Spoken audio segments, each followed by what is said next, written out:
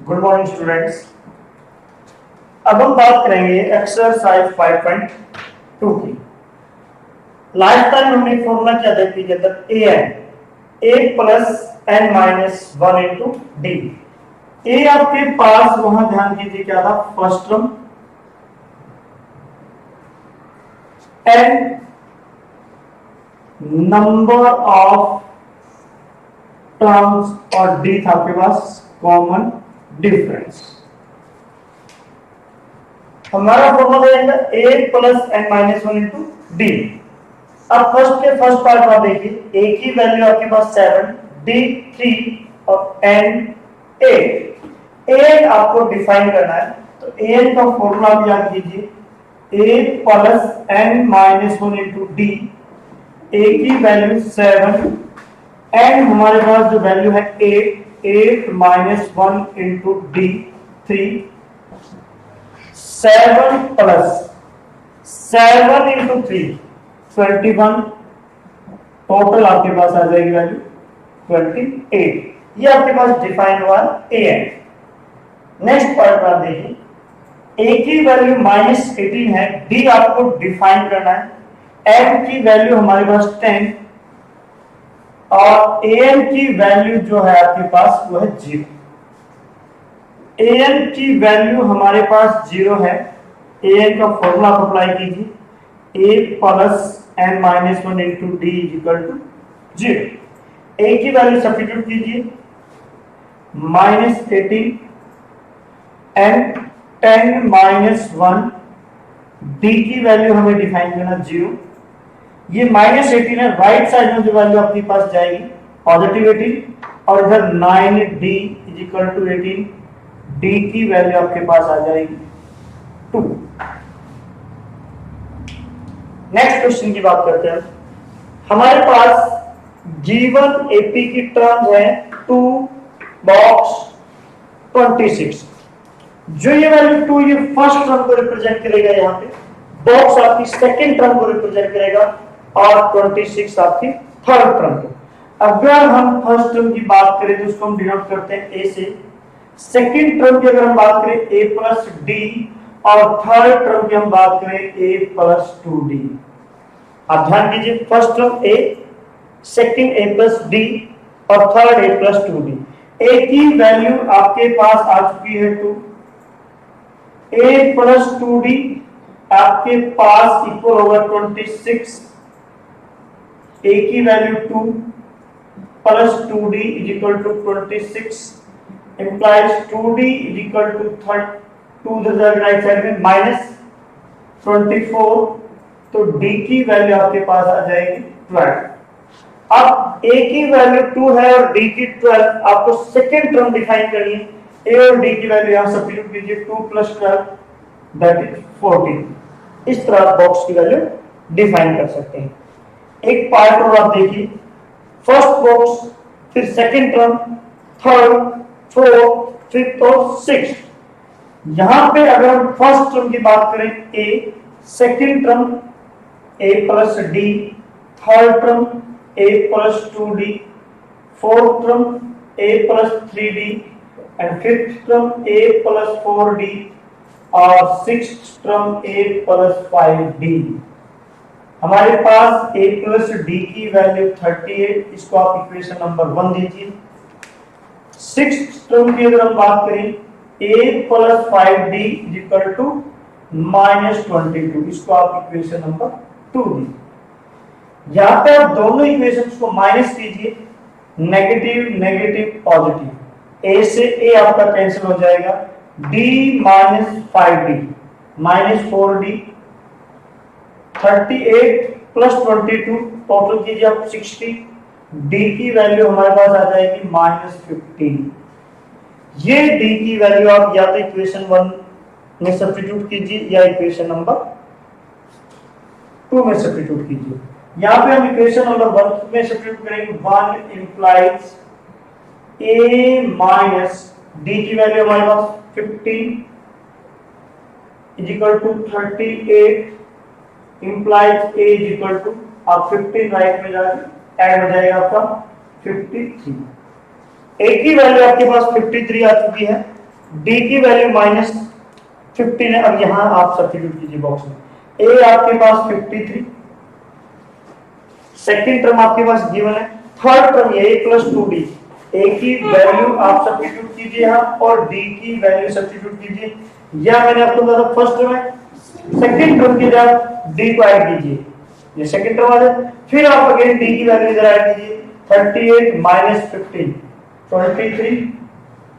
फिर आप D add कीजिए, 23 माइनस 15 8। फिर आप डी ऐड कीजिए, 8 माइनस 15 माइनस 7 आपकी वैल्यू। इस तरह बॉक्स की वैल्यू को डिफाइन कर सकते हैं। तो अदर क्वेश्चन आप आराम से इसके डिफाइन कर सकते हैं। एक बार आप इसको नोट कीजिए, फिर हम नेक्स्ट क्वेश्चन की बात करेंगे।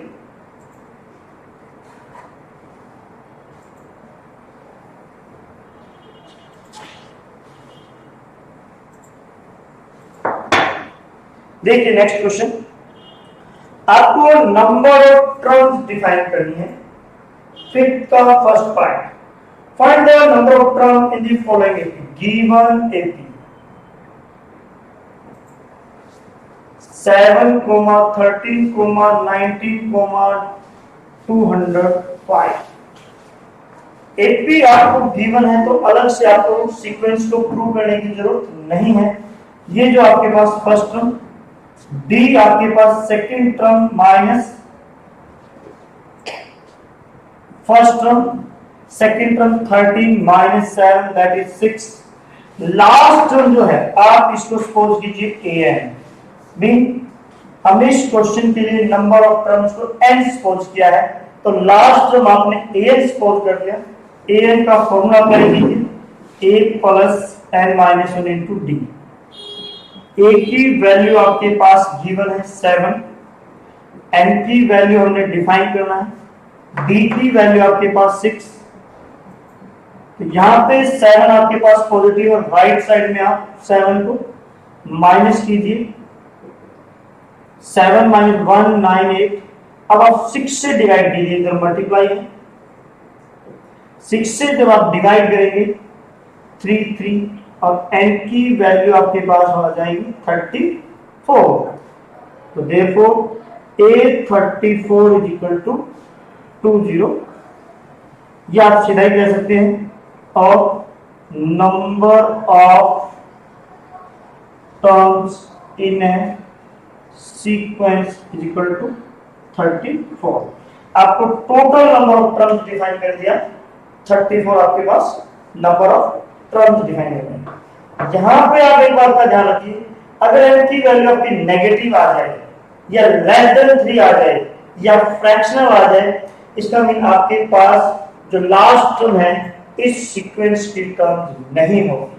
n की वैल्यू ग्रेटर देन और इक्वल टू 3 और इंटीजर केस में आपके पास होगी, तभी आपके पास नंबर ऑफ टर्म्स डिफाइन होगी। नेगेटिव केस में और फ्रैक्शनल केस में आपके पास नंबर ऑफ टर्म्स डिफाइन नहीं हो पाएंगे। अगर n की वैल्यू आपकी नेगेटिव आ जाए या लेस देन 3 आ जाए या फ्रैक्शनल आ जाए, उस केस में लास्ट टर्म जो है आपकी सीक्वेंस में इंक्लूड नहीं होगी।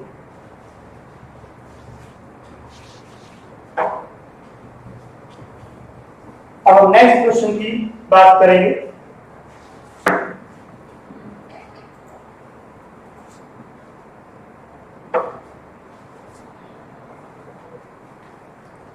क्वेश्चन नंबर 9 आप देखिए, in the third and ninth term of it. Third term जो आपको गिवन है ये 4 है और नाइन्थ टर्म जो हमारे पास गिवन है -8। थर्ड टर्म की वैल्यू हमें गिवन है, नाइन्थ टर्म की वैल्यू गिवन है। आपको यहां एपी की वो टर्म डिफाइन करनी है जिसकी वैल्यू 0 हो। क्वेश्चन है इसका यहां पे कि विच टर्म ऑफ एपी 0 में an की वैल्यू 0 हम सपोज करके चलेंगे, n की वैल्यू हमने यहां पे डिफाइन कर। तो सबसे पहले आप एपी के अंदर लेट फर्स्ट टर्म को आप अपनी तरफ से a सपोज कीजिए एंड कॉमन डिफरेंस को आप d सपोज कीजिए। a3 की वैल्यू देखिए आपके पास है 4, तो A3 का फॉर्मूला भी याद कीजिए, A plus 2D equal to 4, equation number 1। A9 की वैल्यू आपके पास -8 है, A9 की फॉर्मूला भी याद कीजिए, A plus 8D equal to -8। ये दोनों ही फॉर्मूले आपके पास an से आप डिफाइन कर सकते हैं, a plus n minus 1 d। First case में आपने n की वैल्यू 3 यूज की और सेकंड केस में आपने n की वैल्यू 9 यूज की। अब दोनों को आप माइनस कीजिए, माइनस माइनस प्लस, a से a आपका कैंसिल हो जाएगा, 2d minus 8d minus 6d, 4 plus 8 12, तो d की वैल्यू आपके पास आ जाएगी -2। डी की आपकी चॉइस है, या तो इक्वेशन नंबर 1 में सब्स्टिट्यूट कीजिए या इक्वेशन नंबर 2। तो 1 इंप्लाइज a, 2 वैल्यू पुट कीजिए, 2 into -2 -4 is equal to 4, a is equal to 8। आपके पास a की वैल्यू आ चुकी है, d की वैल्यू आ चुकी है। हमें आपको नंबर ऑफ वो टर्म डिफाइन करें जिसकी वैल्यू 0 है, तो आप an को 0 मान के चलिए। सबसे पहले हमने इक्वेशन 1 क्रिएट की, फिर इक्वेशन सेकंड, और दोनों इक्वेशनों से a और d की वैल्यू को डिफाइन किया है। हमें वो टर्म डिफाइन करिए जिसकी वैल्यू 0 है, तो आप उसको an सपोज कीजिए। an का फॉर्मूला अप्लाई कीजिए, a plus n minus 1 into d equal to 0। a की वैल्यू देखिए आपके पास 8 और d की वैल्यू आपके पास है -2 इक्वल टू 0।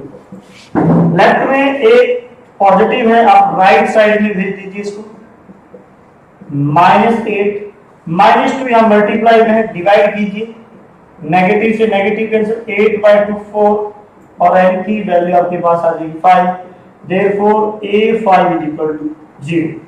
आपको उस टर्म की वैल्यू डिफाइन करनी थी, वो टर्म के बारे में बताना है जिसकी वैल्यू क्या है 0, मीन फिफ्थ टर्म की वैल्यू हमारे पास क्या आएगी 0। अगर यहाँ कोई और टर्म डिफाइन करा है कि a30 की वैल्यू आपने डाली, आपने इस फॉर्मूले में n की 30 रखनी है और a और d की वैल्यू सब्स्टिट्यूट कर देना है, आपकी वैल्यू डिफाइन हो जाएगी। और एक क्वेश्चन हम देखते हैं, इसी तरह कोई क्वेश्चन हमारे पास है 13th क्वेश्चन। देखिए इसका क्या है, how many 3 digit number are divisible by 7। 3 digit के नंबर सबसे पहले हम देखेंगे कहां से हमारे स्टार्टिंग है, 100 से, फिर 101 और लास्ट 3 डिजिट नंबर है 998। आपको इनमें से वो नंबर सेलेक्ट करें जो 7 से एग्जैक्ट डिवाइड हो और उनकी काउंटिंग हमने डिफाइन करनी है। According to question required sequence is, सबसे पहले आप उस नंबर को डिफाइन कीजिए 7 से डिवाइड है। आप पहले 100 को डिवाइड कीजिए, एग्जैक्ट डिवाइड नहीं होगा, फिर 101 को, तो एग्जैक्ट जो नंबर आपका डिवाइड आएगा 7 से वो 105। फिर आप क्या कीजिए, इसमें 7 ऐड कीजिए, 112, यही आपका नंबर डिवाइड होगा, अगेन 7 ऐड कीजिए, 119। अब हमें डिफाइन करना लास्ट नंबर जो 7 से एग्जैक्ट डिवाइड हो। आप 998 को 7 से डिवाइड कीजिए, तो आपने यहां पे रिमाइंडर डिफाइन करना 5। अगर हम 999 में से 5 को माइनस कर दें तो वो नंबर आपका 7 से एग्जैक्ट डिवाइड हो जाएगा, मीन 994, ये नंबर आपका 7 से एग्जैक्ट। इससे आगे अगर हम नंबर की बात करें तो 4 डिजिट में चले जाएंगे, ये हमने बात करी 3 डिजिट नंबर। अब आप देखिए, ये आपके पास इस केस में एपी गिवन था, यहां पे आपके पास इस सीक्वेंस के बारे में एपी गिवन नहीं है, तो हम प्रूव करेंगे। Now a2 minus a1, second term minus first term 7, third term minus second term 7। यहां पे आपकी वैल्यू सेम है, तो implies required sequence form LAP with A is equal to 105 and D is equal to 7। यहां पे हमने required sequence को AP में कन्वर्ट कर दिया। फर्स्ट टर्म की वैल्यू हमारे पास 105, डी की value second term minus first 7। हमें यहाँ पे डिफाइन करना नंबर ऑफ टर्म्स, तो लास्ट जो टर्म है उसको आप सपोज कीजिए एन। यहां से हमने एन की वैल्यू को डिफाइन किया। लास्ट टर्म हमने एन सपोज किया है। अब आप ए का फॉर्मूला अप्लाई कीजिए। यहाँ पे ए का फॉर्मूला था A plus N minus 1 into D is equal to 994। A की वैल्यू 105, डी की वैल्यू 7। अब आपके पास जो 105 है लेफ्ट हैंड साइड में पॉजिटिव है, राइट साइड में जाकर आप इसको नेगेटिव कीजिए, माइनस कीजिए 994 में से 105 तो 988। यहां पे 7 मल्टीप्लाई है, 7 से आप डिवाइड कीजिए, ये आपके पास वैल्यू आ जाएगी। 1 नेगेटिव है, 1 को आप राइट साइड में ऐड कीजिए 128। Hence required number of terms 1 to 8 128। सबसे पहले आप सीक्वेंस को डिफाइन करेंगे, उसके बाद जो सीक्वेंस है उसको एपी प्रूव करेंगे और लास्ट उनको आप एन मान लीजिए, वहां से आप एन की वैल्यू डिफाइन कीजिए, आपका आंसर हो जाएगा। और आप एक क्वेश्चन देखते हैं इसी के अंदर, देखिए इसको नोट कीजिए एक बार अच्छे से। क्वेश्चन नंबर 18 देखिए आप।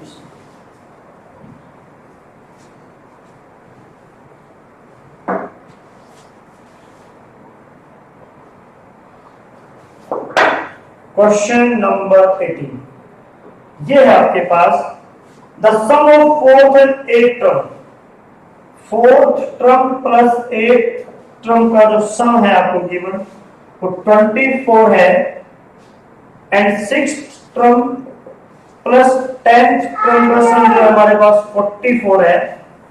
फोर्थ और एट टर्म का सम 24, सिक्स्थ और 10th टर्म का sum 44। Find the first 3 term of eight.